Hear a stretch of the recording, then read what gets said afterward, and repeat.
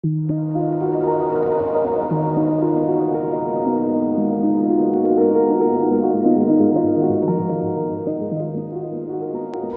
कभी normal season में अचानक बदली आ जाती है तो वैसी प्रकृति हमें बहुत प्रफुल्लित करती है। कुछ क्षण के लिए ही सही, लेकिन वैसा मौसम देख हम बहुत अच्छा महसूस करते हैं। लेकिन कभी कभी वह कुपित होकर कहर भी बरसा देती है। नमस्कार दोस्तों, भारत की करीब आधी आबादी हर साल किसी न किसी तूफान के खतरे का सामना करती है। हर तूफान नए नाम के साथ तबाही लाता है, जैसे अम्फान हो गया, निसर्ग हो गया, निवार हो गया। तो क्या आपको पता है इन तूफानों के नाम रखे कैसे जाते हैं और कौन इनका नामकरण करता है? तो दोस्तों, इस स्टपेंडियस फैक्ट को लास्ट तक जरूर देखिएगा। So let's fact explore. Bharat में साइक्लोन आने के 2 सीजन होते हैं। एक बार मई जून और दूसरी बार अक्टूबर नवंबर में साइक्लोन का खतरा रहता है। मई जून में अम्फान और निसर्ग तूफान आए थे और इस नवंबर के महीने में निवार तूफान आया था। मई के सुपर साइक्लोन अम्फान से वेस्ट बंगाल और उड़ीसा को बहुत नुकसान हुआ। 98 लोगों की जान चली गई थी और ख़ास तौर पर वेस्ट बंगाल में बहुत तबाही हुई थी और करीब 1 लाख करोड़ रुपए का नुकसान हुआ था। जून में निसर्ग तूफान आया था जिससे महाराष्ट्र प्रभावित हुआ। इससे 6 लोगों की मौत हुई थी और महाराष्ट्र में करीब 6000 करोड़ रुपए का नुकसान हुआ था। एक जानकारी आपको दे दूं दोस्तों, अम्फान तूफान में हवाओं की रफ्तार 150 से 190 किलोमीटर की थी। निसर्ग तूफान में हवाओं की रफ्तार 110 से 140 किलोमीटर प्रति घंटे की थी और हाल ही में आए निवार तूफान में 120 से 145 किलोमीटर प्रति घंटे की रफ्तार थी। यहाँ ये भी समझिए कि हवा की रफ्तार के आधार पर तूफान की कैटेगरी कैसे तय की जाती है।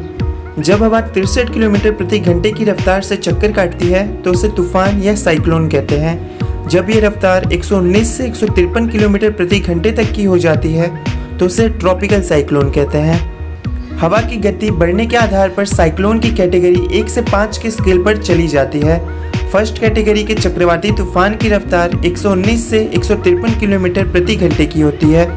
कैटेगरी 4 के चक्रवाती तूफान में हवा की रफ्तार 209 किलोमीटर प्रति घंटे से ज़्यादा होती है और सबसे भयानक कैटेगरी 5 के चक्रवाती तूफान में हवा की रफ्तार 253 किलोमीटर प्रति घंटे से अधिक होती है।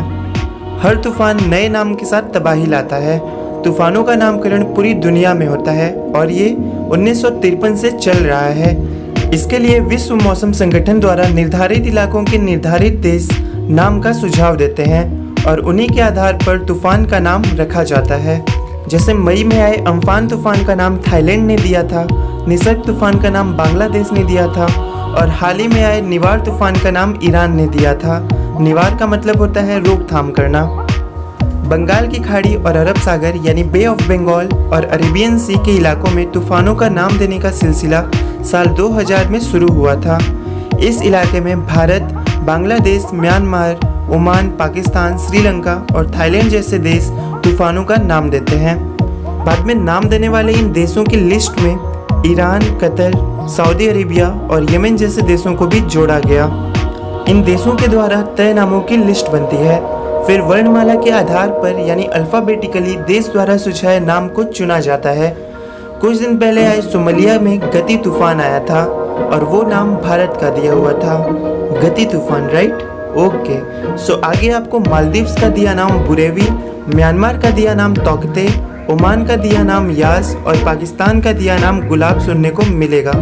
नामों को लेकर एक दिलचस्प बात यह भी है कि अमेरिका में वर्ल्ड वॉर 2 के दौरान चक्रवातों को महिलाओं का नाम देना शुरू कर दिया था। इसके पीछे एक मान्यता है। कहा जाता है कि अमेरिका में साल 1941 में जॉर्ज स्टुअर्ट नामक एक व्यक्ति ने स्टॉर्म नामक एक उपन्यास लिखा था। इस उपन्यास में एक पात्र था जो प्रशांत महासागर में आने वाली तूफानों का नाम अपनी महिला मित्रों के नाम पर लिखता था। ये उपन्यास काफ़ी मशहूर हुआ था और इससे प्रभावित होकर अमेरिकी सेना के अफसरों ने दूसरे विश्व युद्ध के दौरान आए तूफानों का नाम अपनी पत्नियों के नाम पर रखना शुरू कर दिया था। 1978 तक तूफानों के नाम महिलाओं के नाम पर रखे जाते थे, लेकिन इसके बाद आधे चक्रवातों के नाम पुरुषों के नाम पर भी रखे जाने लगे। अमेरिका में तूफानों का नाम तय करने में ऑड इवन फार्मूला अपनाया जाता है, यानी ऑड साल में आने वाले तूफानों का नाम महिलाओं के नाम पर और इवन साल में आने वाले तूफानों का नाम पुरुषों के नाम पर होते हैं। आखिर ये क्या सिस्टम को फॉलो करते हैं भाई? खैर, दोस्तों आई होप आपको ये छोटी सी सीरीज़ इंफॉर्मेटिव और नॉलेजेबल लगी हो। तो दोस्तों इस वीडियो को लाइक करना मत भूलिएगा और अगर आप इस चैनल पे नए हैं तो इसे सब्सक्राइब भी जरूर करिएगा। तो जल्दी मिलेंगे अगली इंटरेस्टिंग और मिसमराइजिंग सीरीज़ के साथ। तब तक अपना और अपनों का ख्याल रखिए। जय हिंद।